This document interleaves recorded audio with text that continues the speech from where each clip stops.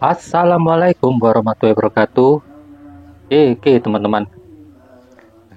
Ini ada sayuran ya. Di bulan hari ini saya mau masak sayuran daun ubi. Tapi kan yang dimakan ubinya. Jadi kalau gagangnya ini kan daunnya, gagangnya ini pasti akan jadi polemik dan masalahnya. Ini mungkin sisa-sisa limbah dapur ya. Ini tak buat apa itu? Saya buang, sebenarnya dibuang, tapi biar bermanfaat ya saya gunting, saya caca kecil-kecil, nanti saya pendam di tanah bawah pohon biar bisa sekalian mengurai di bawah pohon dan menjadi nutrisi untuk tanaman yang kita budidayakan ya. Jadi utamanya ada di pekarangan atau di kebun kita, karena kalau tidak ditangani seperti itu ya kita harus mandi perumahan kota ya, kita akan harus ke tukang sampah bayar. Kalau lagi ada duit ya tidak apa-apa, kalau duitnya lagi nyungsep juga akan jadi trouble dan masalah bagi keuangan rumah tangga kita. Sedangkan sampah itu harus bersih, hilang dan dibuang ya. Jadi kan bagaimana caranya menyiasati ya, memang cara ini mungkin ya sederhana bagi mereka rekan-rekan yang menonton, mungkin ya mohon maaf lah kalau cuma gitu caranya, tapi terkadang tidak terpikirkan gitu loh, tidak terpikirkan bagaimana caranya mengolah limbah-limbah dapur rumah tangga ini agar bisa teratasi, tidak bermasalah tapi bermanfaat juga bagi lingkungan sekitar. Maksud saya seperti itu. Jadi biaya juga efisien, tidak menguras kantong. Nah, ini ada salah satu contoh pohon pepaya yang masih kecil ya. Ini sudah saya gunduki, yang kemarin juga ada di video yang kemarin itu kan di sisi lubang sisi belakang pohon itu kan sudah saya taruh sampah. Nah, itu sampahnya, dan itu sampah sisa-sisa tadi yang daun ubi ya, dan itu adalah sampah dapur yang bisa kelihatan ya.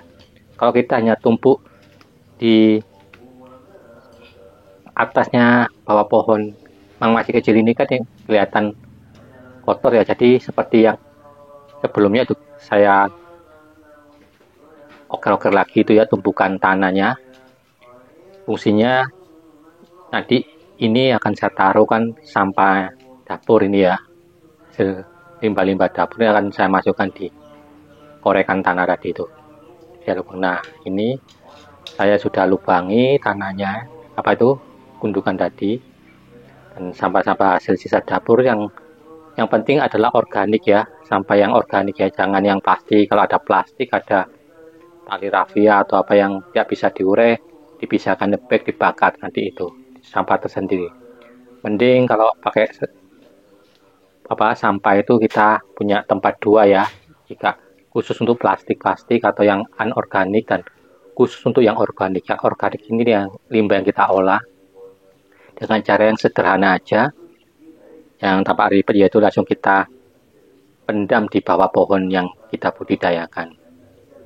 Nah, gitu, ini kan saya naruhnya kan di bawah pohon pepaya satu sisi, nanti besok ada sampah lagi kita taruh di sisinya pohon itu, jadi biar nanti melingkar lah, kan ini gundukan tanah kan melingkari pohon itu di satu sisi, nanti sebelahnya lagi lah. Mungkin kalau melingkar itu sekitar butuhkan 5 hari atau 6 hari ya, baru kita sampai itu melingkari itu.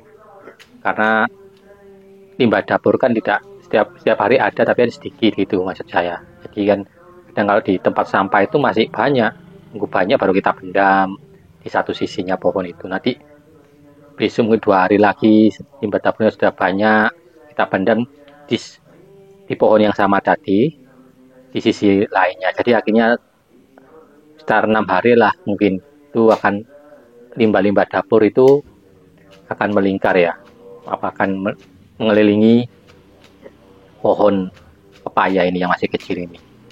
Dan setelah kita osrok-osrok apa ini ya, kita tutup ya, tutup biar padat, baru nanti dan hancur ya. Kalau tidak ditutup-tutup ini kan kita nggak bisa padat ya. Baru nanti ini tanah yang kita buka tadi kita tutupkan lagi di atas sampah itu ya. Dan biasanya tanah yang sudah gundukan ini karena kemarin kan sudah ada sampahnya kan, tanah itu sudah menjadi banyak bakteri-bakteri organik atau pengurai yang ada di sekitaran tanah itu. Jadi lebih cepat jika sampah yang sudah dipendam tadi akan terurai. Jadi mungkin sekitar 2 minggu, 3 minggu lah itu sudah menjadi kompos ya. Jadi menjadi kompos sekaligus jadi pupuk dasar dan pupuk organik. Ya hari ini ya konco-konco ya, itu pupuk organik bagi tanaman yang di sekitarnya yang dikelilingi itu. Jadi akhirnya nutrisi-nutrisi yang ada di pupuk organik itu akan diserap oleh akar-akar pohon pepaya itu. Nah ini kan satu pohon aja itu loh, dengan waktu rentang cuma 6 hari. Nah sekarang tadi berikutnya, minggu berikutnya, misalkan kan 6 harian 1 minggu ibaratnya ya, minggu berikutnya ganti pohon yang lain. Nah bisa dibayangkan kalau kita punya di pekarangan yang sempit, kita punya misalkan 10 pohon pepaya ya, 10 pohon pepaya, kan berarti kan diperlukan waktu sekitar 10 minggu lah untuk kembali ke pohon yang awal. Ya kan sudah cukup lama ya. Jadi untuk sampah itu sudah menjadi kompos atau pupuk organik.